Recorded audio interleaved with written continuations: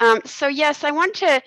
I should first say that I'm tremendously honored to be doing this, and I was a little intimidated to begin with. So I was trying to think how to actually organize this, given that I'm not a historian. I've just got experience working with women in arachnology, and so I brought along my graduate student Anna Holmquist, and we worked on this together. So I just want to give what I'll be doing is giving you my perspective on with Anna and my perspectives on how the field has changed and the role of women in developing the field, and basically where we are now, what the barriers are for women. And when Dimitri and Jeff Oxford first approached me about this, I was just trying to think, what Jeff suggested that I give a more global perspective, because I know we're going to hear from Danny on the British side of things. So I wanted to kind of focus on a kind of big picture global view. And as I said, I'm going to give you just a taste of things rather than, it's not at all going to be comprehensive. So just to start off with, women in arachnology, as we know, there's rather relatively few. And so what I'm going to do is just kind of give a background and talk about who's the shoulders of what giants we're actually building on, how we basically got here, the jumps that the field was able to make in terms of the gender balance in the field, and basically where we stand now and what the hurdles are. So just to begin with, I should say that, in the field of arachnology, women are certainly not unknown. In the very distant past, there was a female entity that played a major role in indigenous peoples in the Americas in particular, but also in Africa and other places. It was in Hopi religions, it was Spider Woman that created humans and led them to the present earth. Navajo religion, it's the Spider Woman taught people the art of weaving, agriculture. And also, as we know, the terms arachnology, arachnid, they all come from the female figures in the past. So Arachne was a mortal and who was variably affected by a goddess, Athena, when Arachne challenged her to a weaving contest. So we know this kind of feminine history, but then we come along to the real science of arachnology. And of course, as we've heard about, just outstanding figures in arachnology early on, but pretty much entirely men. And so just quickly going through some of the background here, some of the early women in arachnology would tend not to use their names. So finding I'm sure you'll hear more about Lisa Stavely, and she published almost everything under her initials, so that she removed the gender information from her authorship. Anyway, she was one of the first women in the field. The Peckhams, these were a husband and wife team. Elizabeth Peckham was really a very well-established scientist, and she graduated from Vassar College. She was active in the suffrage movement, and so she was really pushing the field forward. I'll mention here also Elizabeth Bryant. She was an extraordinary scientist as well, mentored by Emerton. And what was also interesting, when you think of how far we have actually come, in the picture at the bottom here on the left, you see that these are a picture of the women in the people in the Museum of Comparative Zoology at the time, and women were never included in staff photos. And actually, Elizabeth Bryant worked in the Museum of Comparative Zoology at Harvard, starting in 1898, but she only started being paid in the 1930s, which is just fascinating. So just building on these, and very quickly again, we come through some of these amazing women who really kind of pushed the envelope in terms of having women in arachnology. So Harriet Exline was one of the first. She worked closely. She was a postdoc with Alexander Petronkevich.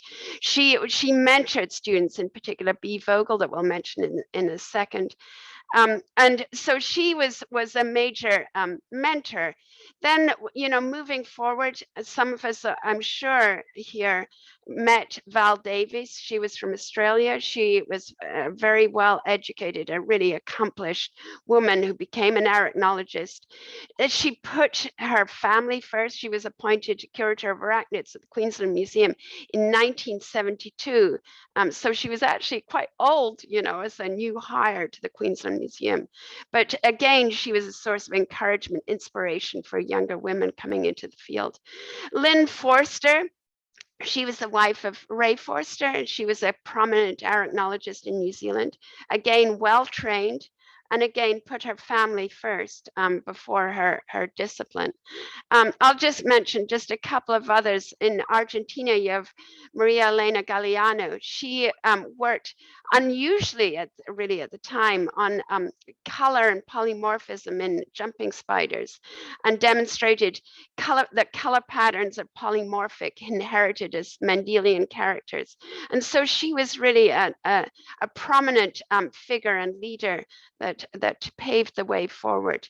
Lorna Levy was, of course, as we know, the spouse of Herb Levy, and again, a major arachnologist. And then, of course, we come to Frances Murphy. And so she was, a major player, mentor of women coming into the field. And we've already heard quite a lot about John.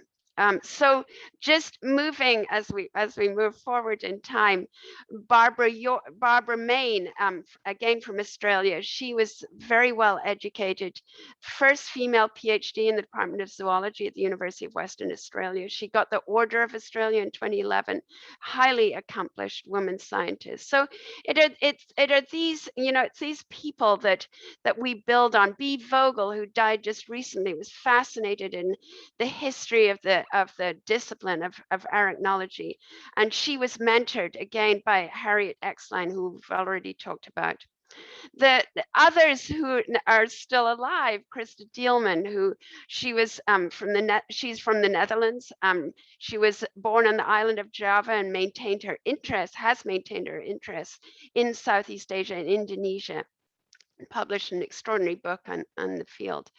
And then French arachnologists, just an extraordinary group, Jacqueline Couver, Jacqueline Herhol. And so building the society early on, and a lot of focus here on anatomy, on physiology. And so the field was really developing at that point. And I'll just mention here, the last one I want to bring up, Chiyoko Kuma. Chiyoko Kuma was based in Japan, the first woman arachnologist with a PhD in Japan, first woman at Kyushu University.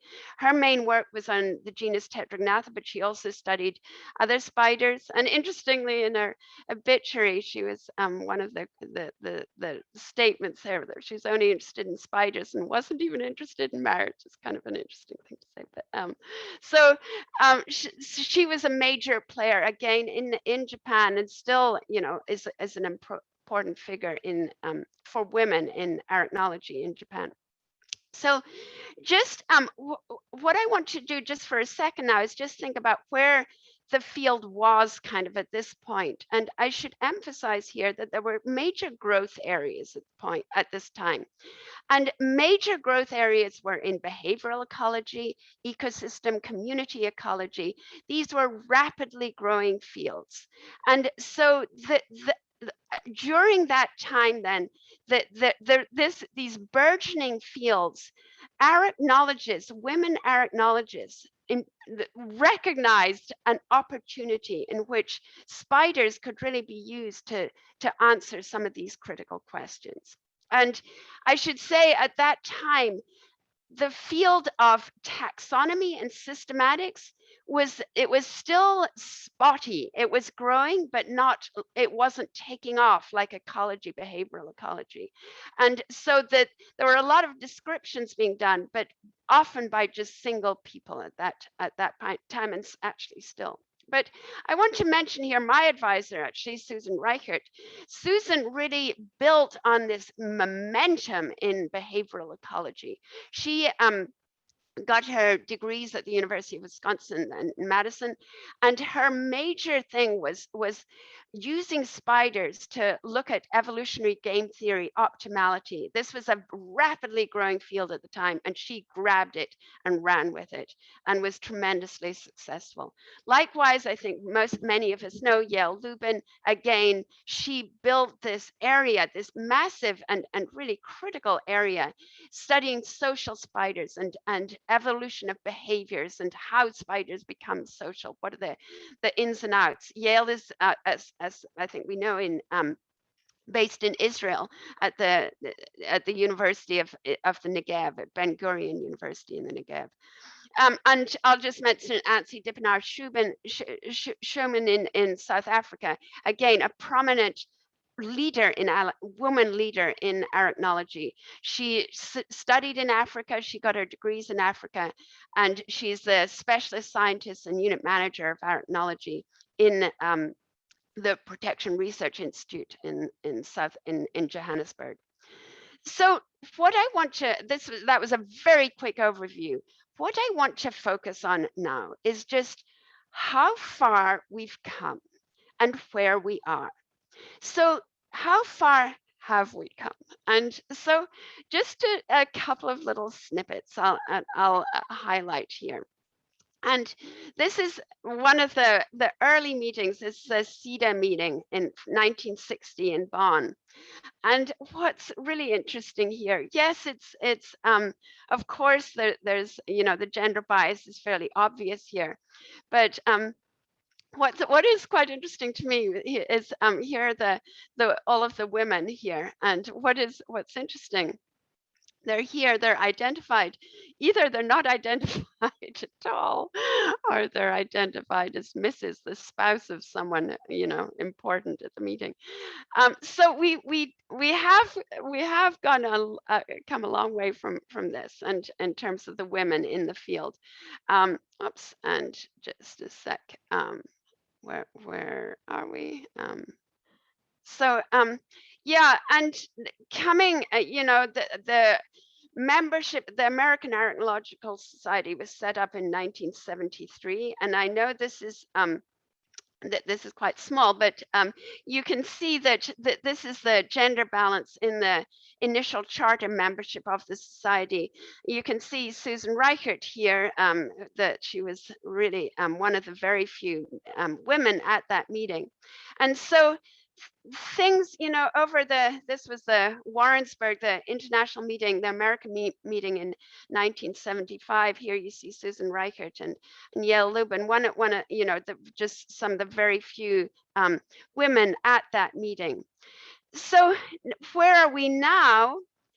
And if we look through the years, what we see, this is the meeting, the International Congress in Panama in 1983.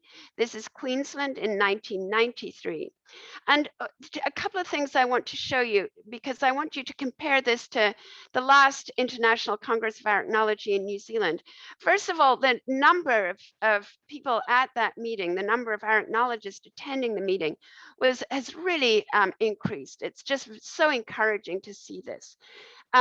But you see that, of course, the gender bias in Panama and Queensland, that was fairly obvious. It's got a lot better, but I'm going to be dissecting this just a little bit more as we move ahead.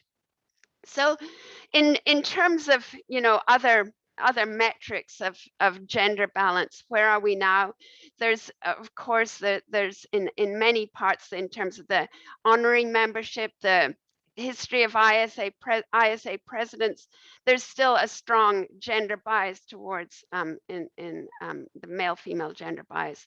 Looking at the current ISA membership, just a very basic, not going deeply into it. It's again, there are many more men than women.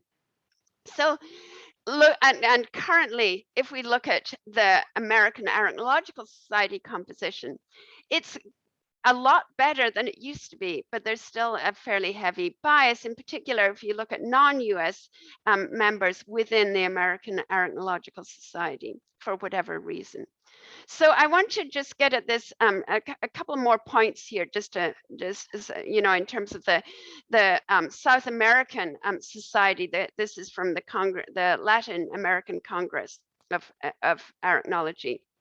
And again, in terms of the presentations delivered at the 2017 meeting, there was a fairly strong bias that was much less, of course, amongst posters, indicating the more junior faculty, the more junior researchers at the meetings, where there was a more balanced gender composition amongst the junior representatives there. In other parts of the world, I should say that it's different. And looking at the Japanese Arachnological Society, that it seems that still has a bit of a way to go. It seems that they're mostly it is fairly gender biased.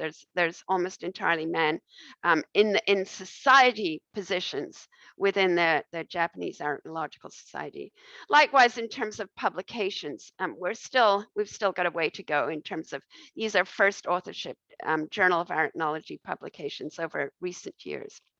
So I just before I get into what's actually going on here, I want to just say, because I want to just think, well, what could be happening? What happens to a woman for any woman going into this field? And I'll just mention here generational experiences. I want to just say, what I talked to Anna about, I said, well, this is what it was like for me. What was it like for you? And so thinking about generational experiences, how did I come into the field? Basically, I was brought up in the southwest of Scotland. I studied behavioral ecology of spiders under Philip Ashmole at the University of Edinburgh. Under Ashmole,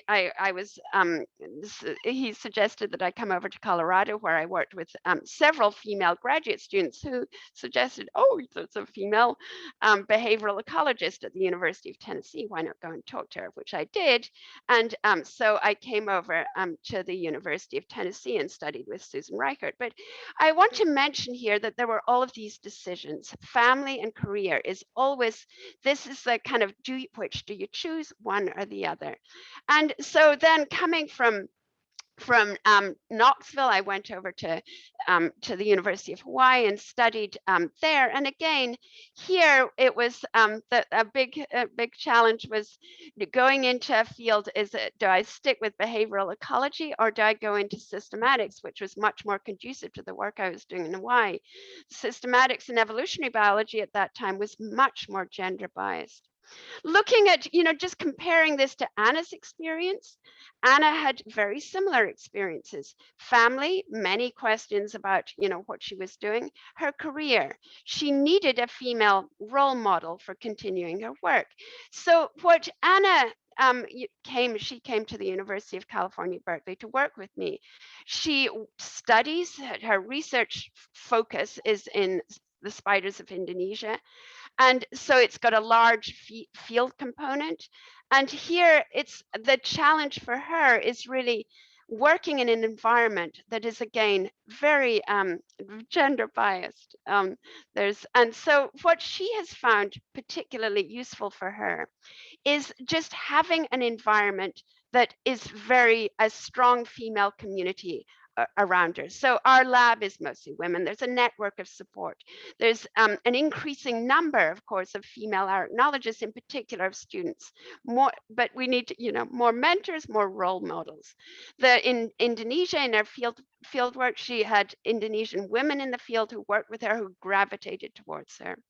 So just what I want to do just in the last bit, we've talked about, how things have changed since, the dark ages when I got into this field, and Anna's much more recent experiences. So I want to just think about what is actually going on now. Where are we, and how do we go from here? So I'll just a couple of things I want to kind of think about. So what is going on? And is it really that gender biased? And so if we look here, as I said, I've already shown this. This is the oral presentations at the most recent International Congress of Arachnology in New Zealand. And so you see here that there's somewhat of a gender bias.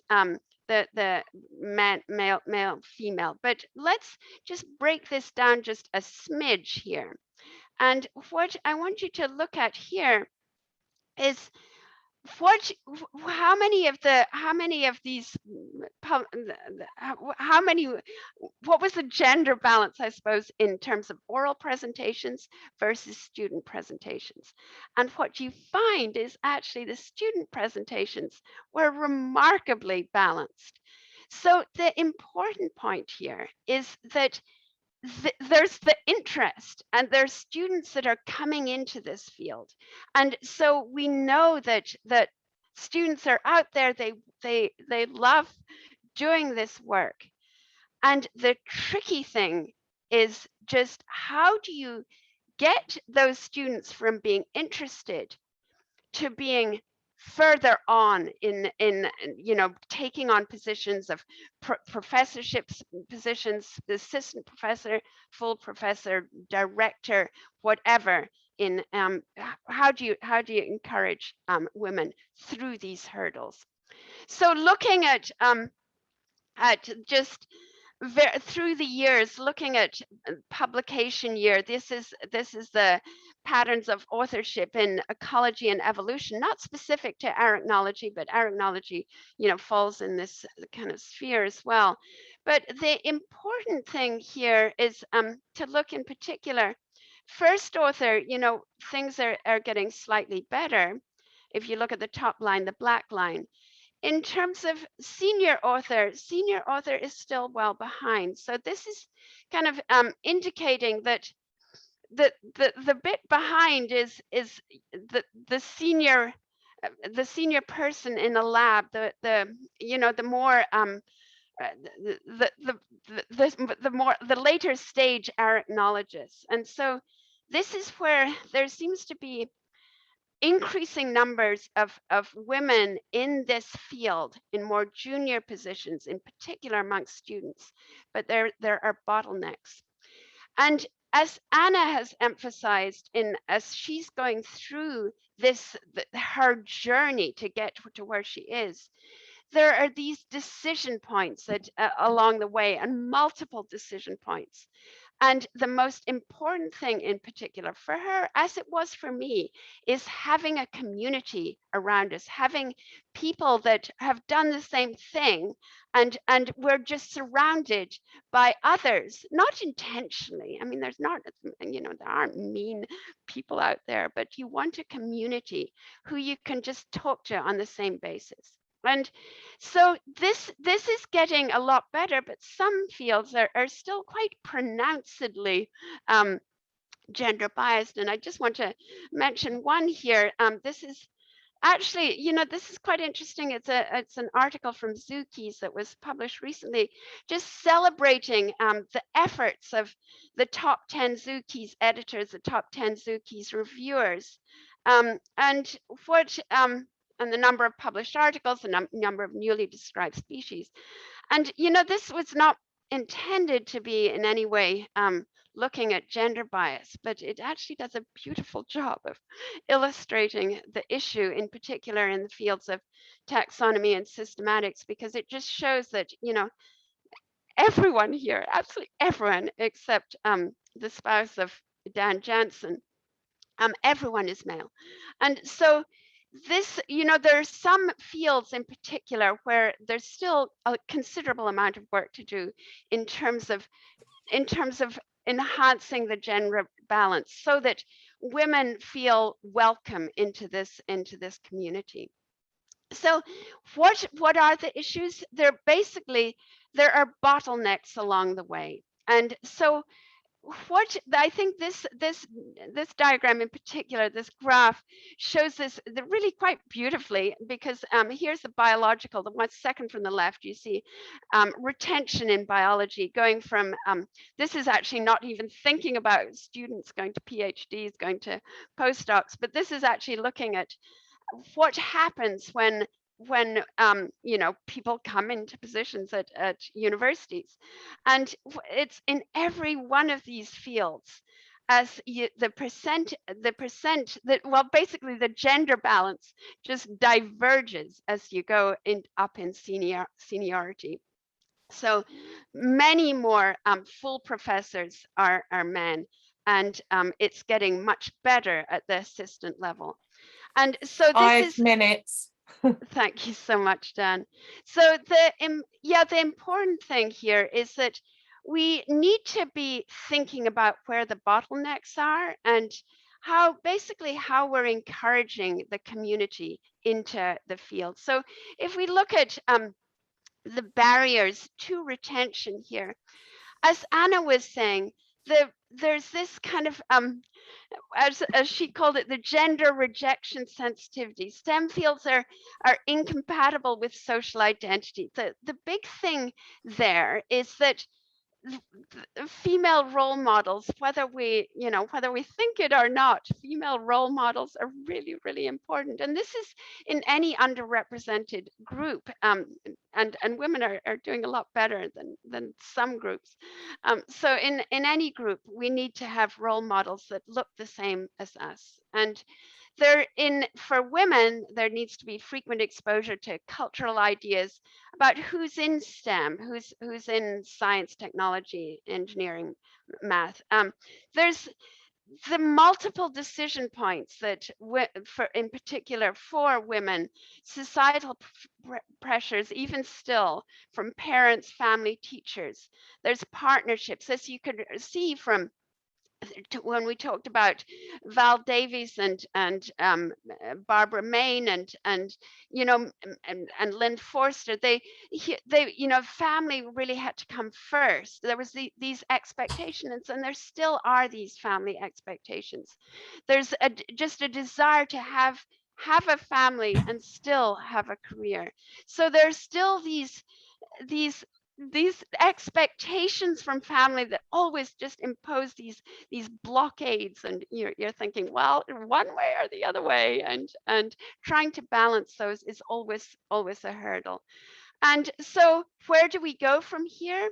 I think the big thing is just trying to create, just thinking about environments that are conducive to a diverse group. And I should emphasize here again that we're going beyond the issue of women in science. We're thinking about other groups that should be represented in our discipline, in arachnology. We all know that our field in arachnology is a very welcoming place, and we're such a great community. And many of I know there's a bunch of women here on this call who've been very active in fostering communities of women arachnologists. And so I think the important thing will be to just create environments that are welcoming, and in particular fostering a community that is much more gender balanced, that is much more balanced in terms of underrepresented groups, and that listens to issues that come up. Sometimes they're very different to what we've been brought up with. Anna's way of thinking is miles away from my own.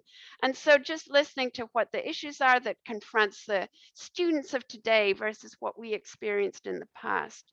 And so just breaking down those barriers as we go from one step to the next.